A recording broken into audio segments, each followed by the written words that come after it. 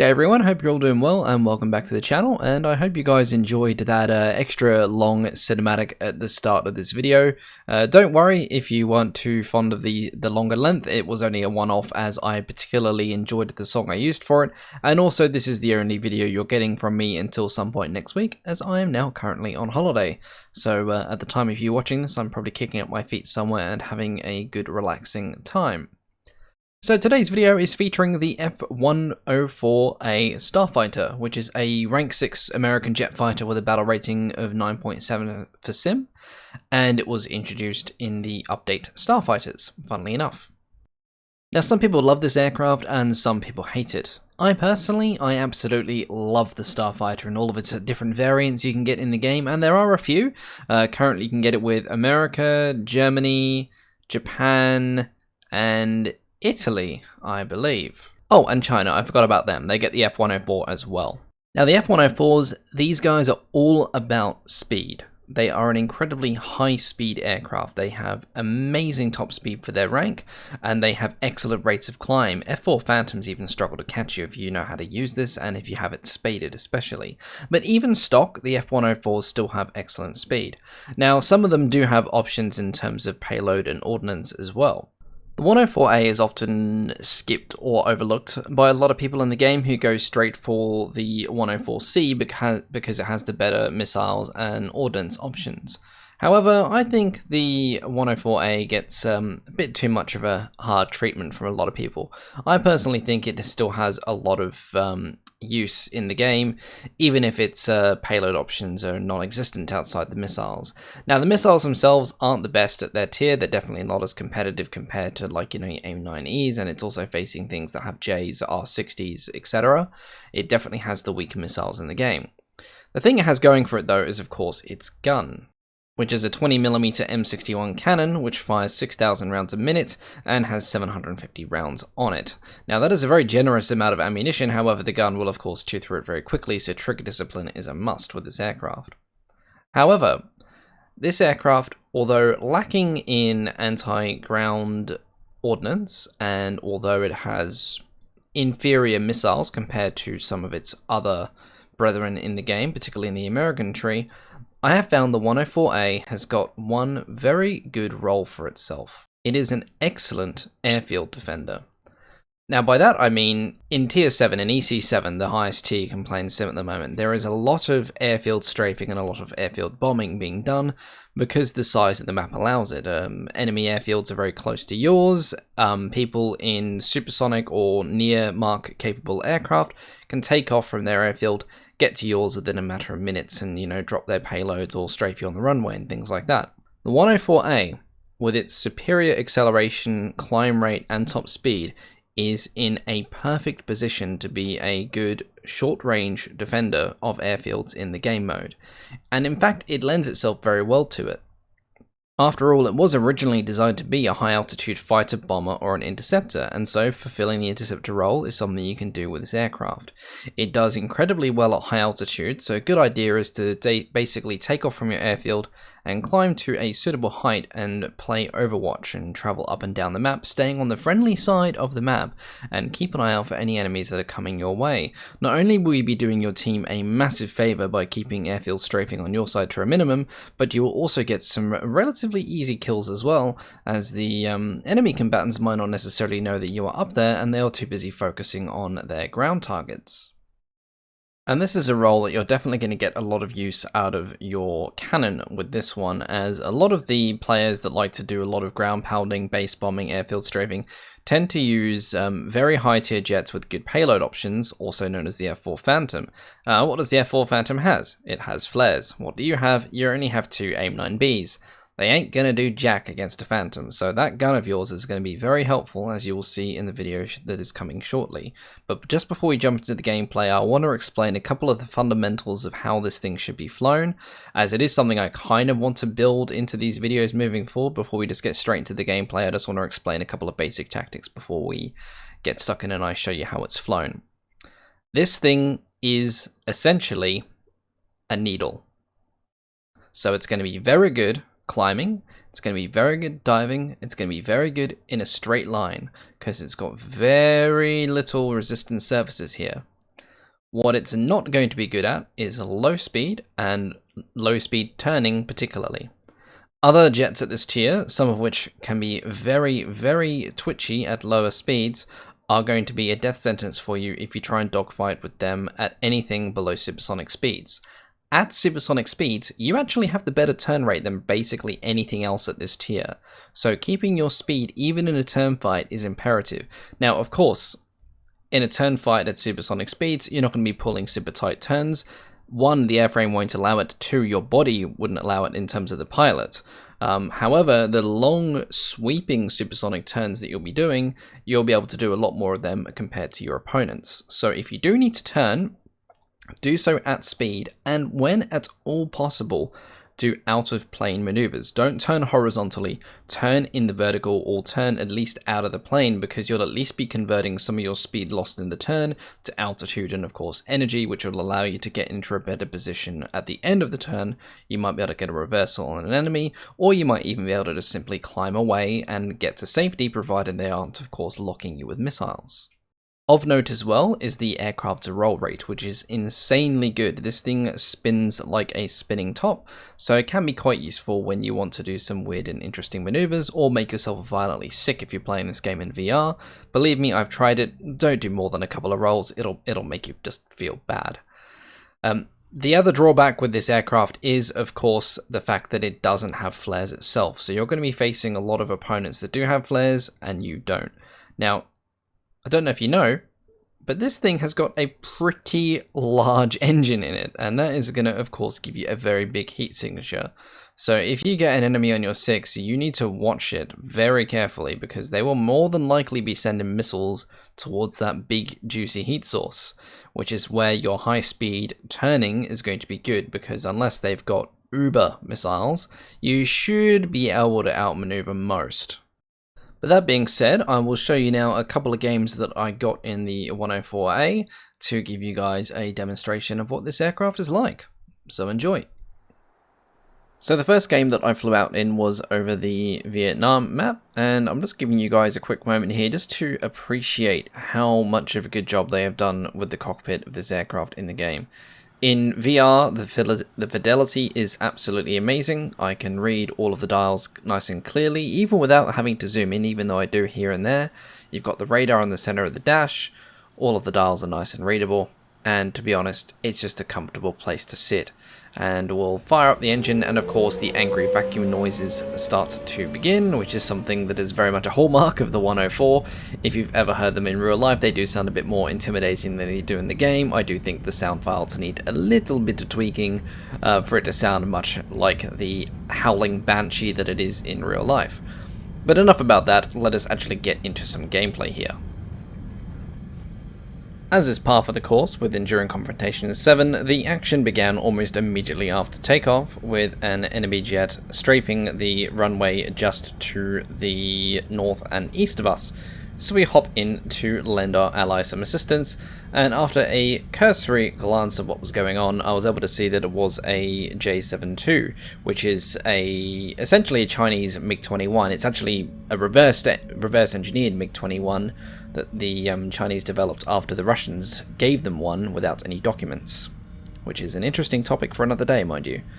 So we dive in on the MiG after getting some altitude and finding our best attack angle possible, and we let off with the cannon, which does sound absolutely amazing. I do have to say, every time I squeeze the trigger in this thing, it just makes me smile. The gun sounds really, really cool. Now, we thought about trying to get missile lock on it, but we were not getting just the right angle we could for this. Now, I am obviously being very considerate of the AIM-9's capabilities. We thought we were within range here, and I thought we actually splashed him there with a hit. However, it looks like the missile detonated either just before, or if he pulled away just in time. I'm not too sure. I don't know if there's the missile equivalent of a ghost shell or something like that, but I was pretty certain that was going to be a kill shot, but it turned out to not be. So instead of wasting a second missile, I decided that I'm going to try and do this the old-fashioned way with a close gun engagement. Now, the only reason why I am turning at such low speed with this J7 is because it is damaged, and I'm pretty certain it is suffering some serious engine issues at the same time. And we try and get some more hits on the guns with no luck. I am being a bit more conscious of my ammunition now, roll over and above it, he's going to swing right round in front of our crosshairs, and kablam, he is gone. Took a couple of more passes than what I would like, but it was still a very satisfying gun kill. Now, after this, there was a brief intermission in the action, and I decided to go and bully the surveillance aircraft, which happened to be a American B-17.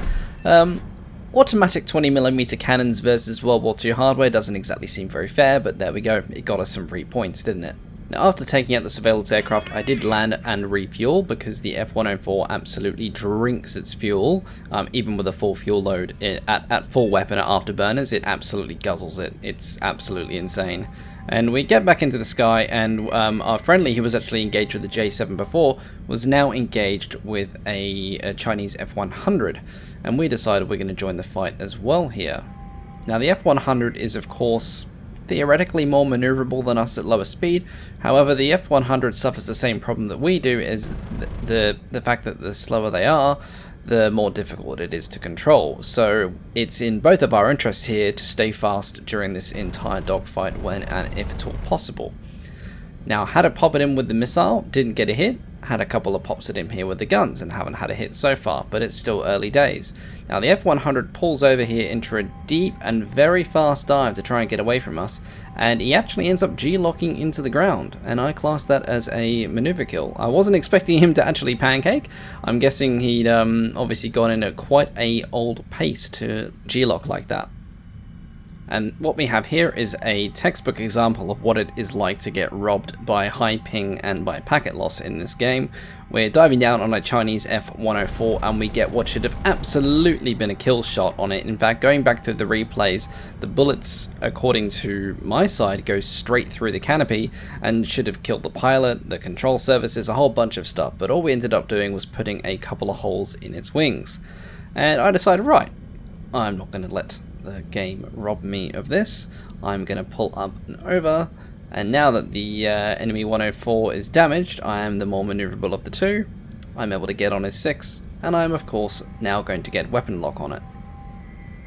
Missile away, and this is definitely going to be a confirmed splash. Now, the enemy was only a bot, but that being said, still being robbed of a kill after those bullets should have absolutely blown it out the sky, so I thought I would include that and show you guys what that was like.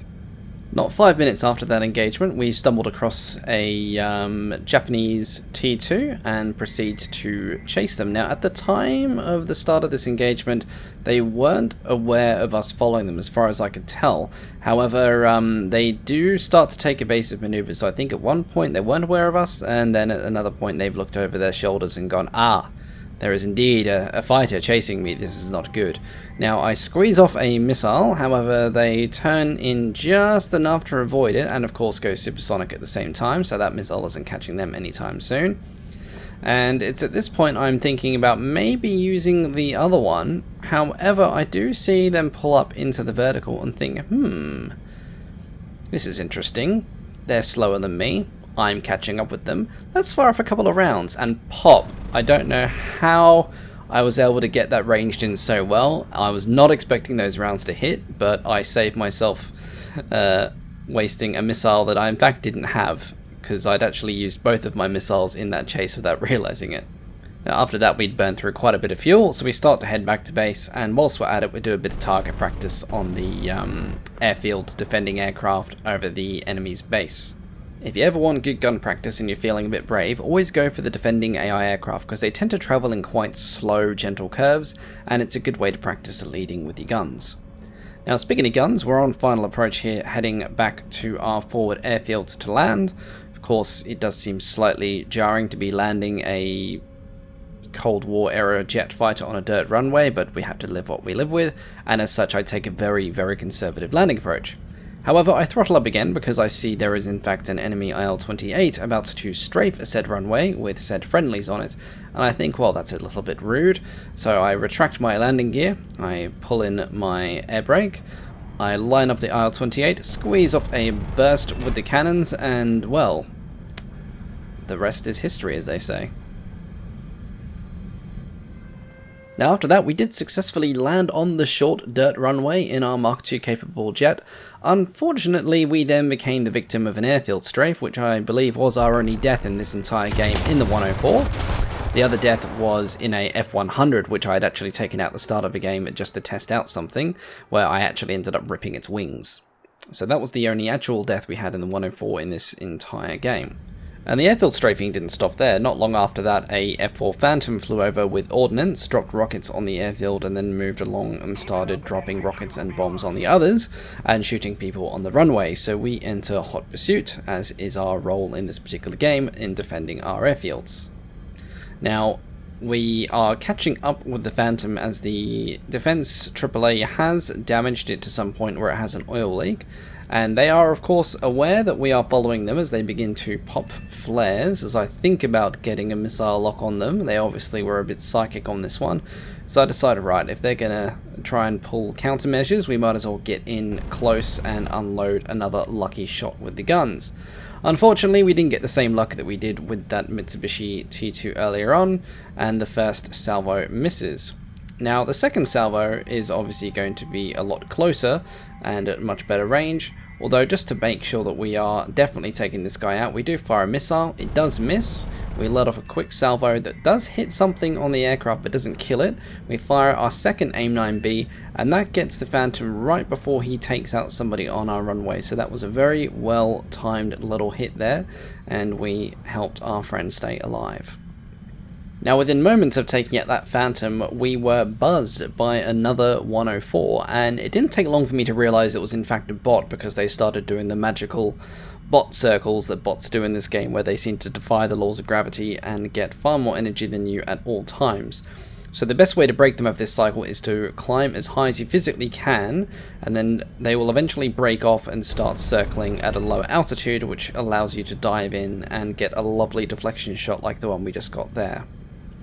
Now, after that particular engagement, that match basically died off, and we ended up winning it though, thankfully, but there wasn't much action left to be reported. So I moved over to a Port Moresby game, where there was still quite a lot happening, even though it was in the middle of the day for me, which is usually the time where not a lot of people are online playing jet games.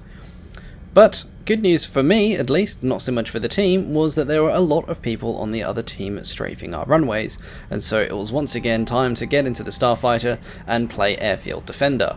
Now, we squeeze off a missile here at a Phantom, however we definitely did not do so at a close enough range, and the speed and distance was enough for them to outrun it. Now, they dive into one of the small mountain canyony areas that is on the eastern side of the map, and they start trying to lose us in the foliage. However, we are having none of it, and we are making sure that our presence is known with the sound of many 20mm rounds firing, and then landing a lovely hit on that Phantom and sending him down into the undergrowth. Less than a minute after that kill, a surveillance aircraft popped up on the other side of the map, so it was once again time to bully 1940s technology with a 1950s automatic 20mm Gatling gun, and the results were pretty much as you would expect. B-17-0, 104-1. Now, landing on Port Moresby can be particularly dangerous because if you run off the runway, you are instantly in the trees. So I took a very long and slow landing approach, which unfortunately got me killed by somebody in a Hunter that followed me back on final. Now, I did go back out looking for said Hunter, but I was unsuccessful in tracking them down.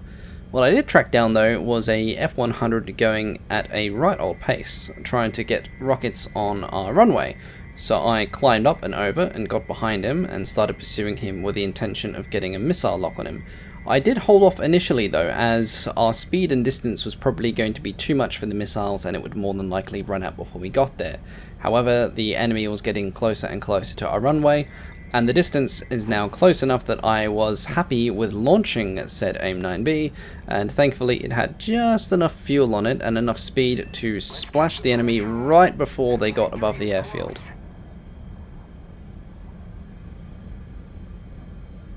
Now, after that, I ended up tracking down the Hunter that actually shot us down on final approach to the runway earlier on, as they had just taken out a surveillance aircraft, and so I knew exactly what grid square they were in, and I was able to find them quite easily.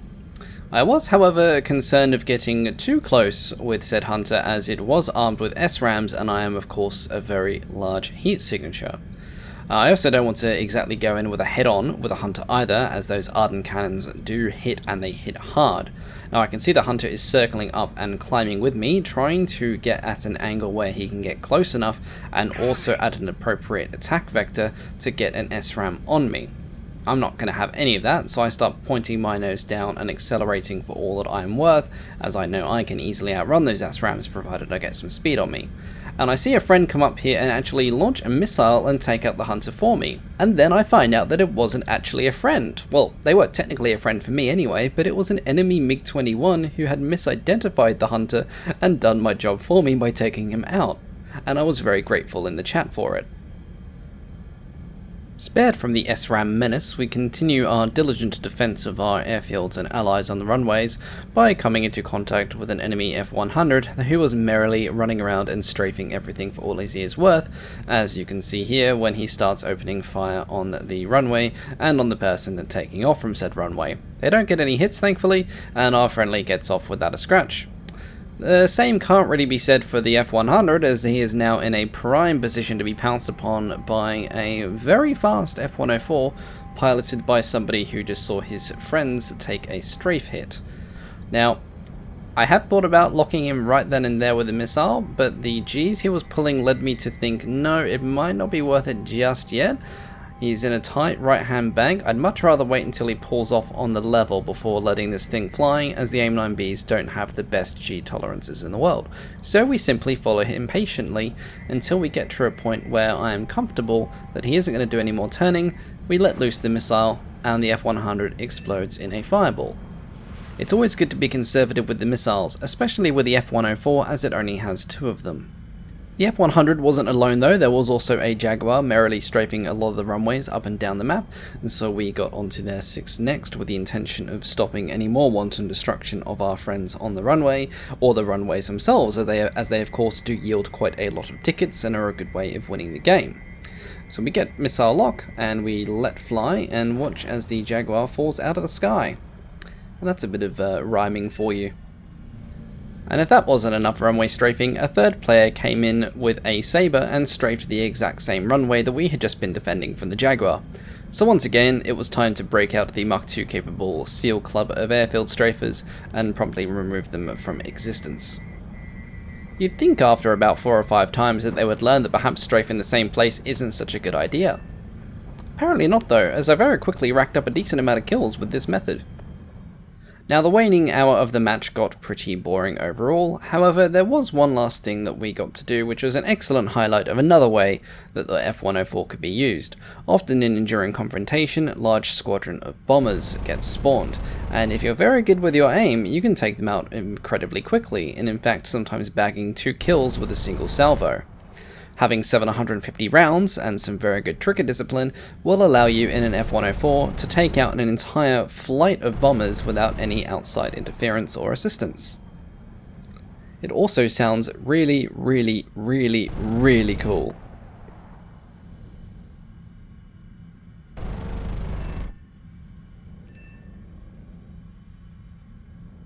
And this match also ended up resulting in a victory. We ended up coming second place on the team, only 1 death from taking the missile up the butt on landing approach, and we made a decent quantity of Silver Lions, but we made a considerable amount of research points, nearly 150,000, because I had a booster going for this particular game.